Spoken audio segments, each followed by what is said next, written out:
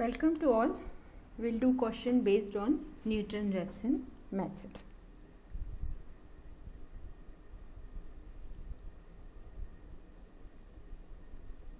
So, our question is evaluate under root 12 to 4 decimal places by Newton-Raphson method. It's a very interesting and very good question. Okay. आपके पास कोई equation नहीं है, कोई algebraic equation नहीं है, कोई polynomial का फॉर्म नहीं है, कोई ट्रांसेंडेंटल इक्वेशन नहीं है ना. आपके पास एक फंक्शन, उसे अंडर रूट 12 का एक न्यूमेरिकल वैल्यू, नोट फंक्शन एक न्यूमेरिकल वैल्यू दे दी है ना. इसकी आपको रूट फाइंड आउट करना है.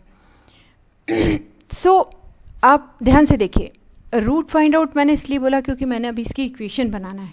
बेसिकली हमको इसकी वैल्यू निकालना है. तो हम वैल्यू कैसे निकालेंगे, तो इसका हम एक इक्वेशन बनाएंगे और उसकी रूट को फाइंड आउट करेंगे. सो अब आपके पास x नहीं है, हमने एक x इसमें बीच में इन्वॉल्व किया. हमने एक x लिया taking x is equal to under root of 12. ठीक है. आप इस अंडर रूट को हटा दो. हमने एक वेरिएबल मान लिया कि इसकी जो वैल्यू है वो कोई किसी x के बराबर है. ठीक है. अब इस अंडर रूट को हटाया तो यहाँ पर आ गया x square is equal to 12. अब इसको मुझे एक पॉलिनोमियल बनाना है ना. न्यूटन-रैप्सन के लिए क्या होता है, आपको polynomial f of x is equal to 0 बनाना. तो पहले मैं इसको क्या बनाऊंगी, इसका पॉलिनोमियल. तो पॉलिनोमियल क्या हो जाएगा, X square minus 12 is equal to 0 है ना.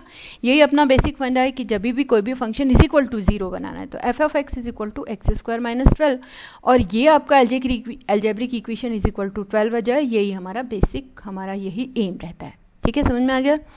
अब वही कहानी पुरानी वाली शुरू हो गई कि आप इसमें आपको क्या करना है, इनिशियल रूट पहले फाइंड आउट करना है. तो इनिशियल रूट फाइंड आउट करने के लिए एल्जेब्रिक इक्वेशन है, हम कहाँ से स्टार्ट करेंगे, 0 से. कैसे स्टार्ट करेंगे, 0 1 2 3 4 5. कब तक, जब तक कि दो consecutive value of a function हमेशा अपोजिट साइन किया है. ठीक है. दो कॉन्जिक्यूटिव वैल्यू, कौन सी वैल्यू होती है, 3 and 4 आर वैल्यू है ना. एंड कॉन्जिक्यूटिव वैल्यू मतलब 3 और 4. 3 और 4 को इससे मत कोरिलेट करिएगा.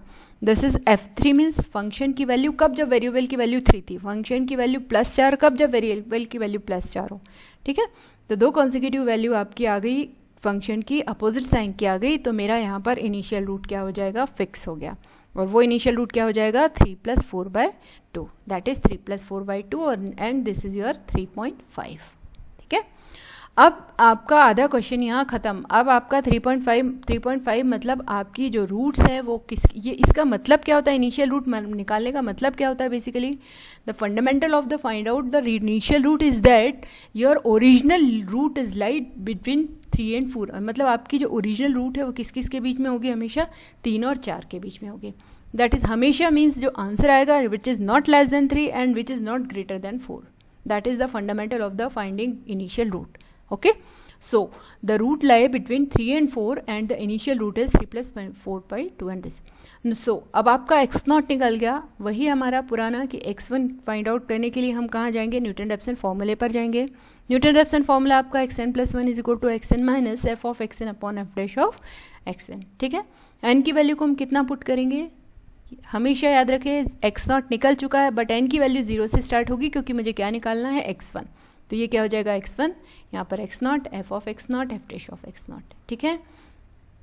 अब x0 आपने मालूम है 3.5, f ऑफ x0 वही फंक्शन आपको पता है f ऑफ x क्या है ना. फंक्शन आपको पता है f ऑफ x क्या है, उसका हम क्या कर लेंगे, 3x स्क्वायर माइनस 12, उसको हम क्या कर लेंगे, डिफ्रेंशिएशन कर लेंगे. डिफ्रेंशिएशन कर लेंगे तो आपको क्या मिल जाएगी, f की वैल्यू, f डैश x की वैल्यू मिल जाएगी.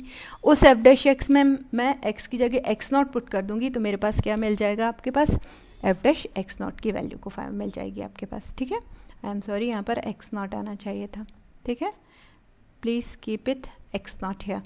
सो x1 is equal to x0 minus x0 square minus 12 upon 2 of x0. So write it here x0. मैं कॉपी करना भूल गया, I am sorry. So x0 की जगह 3.5 का स्क्वायर माइनस 12 2 इंटू 3.5 और ये पहली वैल्यू मिल गई मेरे पास x1 की 3.464285. ठीक है. अब ये जो मेरी प्रोसेस है जो मैंने अभी करी है n इज इक्वल टू 0, ये प्रोसेस मैं जब तक करूँगी जब तक कि मेरे पास दो वैल्यूज़ 3.4642 सेम ना आ जाए. ठीक है. तो ये प्रोसेस करने के लिए मैं n की वैल्यू को 0 1 2 3 4 अलग अलग रखना शुरू कर दूंगी. पहले मैंने की 0 रखी तो मेरे को पहला रूट मिला x1. अब मैं n की वैल्यू को 1 रखूंगी तो मुझे दूसरा रूट मिलेगा x2 है ना। सो एन की वैल्यू को मैंने 1 रखा तो मेरे पास दूसरा रूट आया x2, सेम वही प्रोसेस करी, है ना। x1 का स्क्वायर 2 ऑफ x1, ये मैंने x1 का स्क्वायर करके लिख दिया, माइनस करा 12, 2 इंटू x1 रख दिया, मेरे पास वैल्यू आ गई 3.46410। फिर मैंने वही प्रोसेस की, क्यों? क्योंकि मेरी पहली वैल्यू 3.464285 और ये वाली वैल्यू मेरी आ रही है 3.46410, ठीक है। तो अब मैं ये प्रोसेस फिर से करूँगी, क्यों? क्योंकि हमें मांगा गया है कि डेसिमल के बाद की 3 वैल्यू मिनिमम सेम होना चाहिए। इसमें तो 6 आ जाती है और बहुत ज़्यादा यदि प्रॉब्लम हो रही है तो मिनिमम 2 या 3 आपने करना ही है। इतने इटरेशन करेंगे आप तो ऑटोमेटिकली आने लगेगी। अब वही प्रोसेस मैंने फिर करी, एन की वैल्यू को 2 रखा, अब मेरे पास रूट कौन सी आ गई? 2 + 1 3 रखा, ये आपका फंक्शन हो गया, ये आपकी x2 की वैल्यू यहाँ आ गई, है ना। देखिए x2 का स्क्वायर -12, 2 इंटू x2 और ये वैल्यू मिल गई आपको x3। ध्यान से देखिए आप 3.46410, 3.46410 देखिए ये तो डेसिमल के बाद की 5 वैल्यू सेम आ रही हैं। ऐसे ऐसे कम, बहुत कम होता है ऐसे कि इतनी एक्यूरेसी इतने जल्दी आ जाए, ठीक है। आ रही है तो बहुत अच्छी बात है। मिनिमम 3 तक आप रखिए। जब आपकी डेसिमल के आफ्टर डेसिमल आपकी 3 वैल्यू से सेम आ जाए तो समझ लीजिए आपका रूट अप्रॉक्सीमेट। आप देखिए पूरे न्यूमेरिकल एनालिसिस में एग्जैक्ट वैल्यू बहुत ही कम या रेयर होती है, हमेशा अप्रॉक्सीमेट वैल्यू आती है, ठीक है।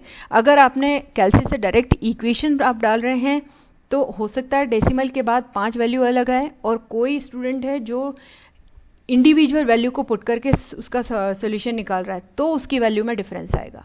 आप डायरेक्ट इक्वेशन करेंगे और अलग अलग तो दोनों की वैल्यू में थोड़ा सा डिफरेंस आएगा। तो हमेशा जो आपके न्यूमेरिकल एनालिसिस में जब हम किसी भी रूट को फाइंड आउट करते हैं उसकी वैल्यू एग्जैक्ट नहीं होती, अप्रॉक्सीमेट होती है, ठीक है। तो ये 2 रूट की वैल्यू आपकी डेसिमल के बाद 3 प्लेसेस तक सेम आ गई, तो हम क्या बोलेंगे? 2 consecutive values of a root are same, hence the real root of the equation is 3.46.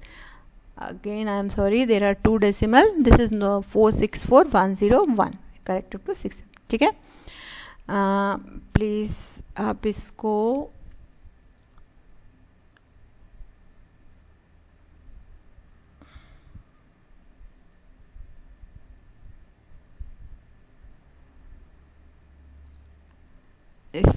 आप रब कर लीजिए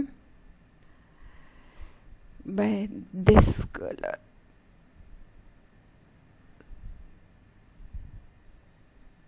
okay, so this is not your decimal, हाँ बाय मिस्टेकन ये मेरा हटा नहीं है, this is not your decimal. Okay, so मेरे ख्याल से इन क्वेश्चंस के बाद आपको काफ़ी कुछ समझ में आ गया होगा कि हम कैसे करते हैं न्यूटन-रैप्सन के क्वेश्चंस से किसी भी इक्वेशन के रूट को कैसे फाइंड आउट करना, बहुत अच्छे से समझ में आ गया होगा आपको, और यही प्रोसेस आपकी हर इक्वेशंस में होती है। So thank you.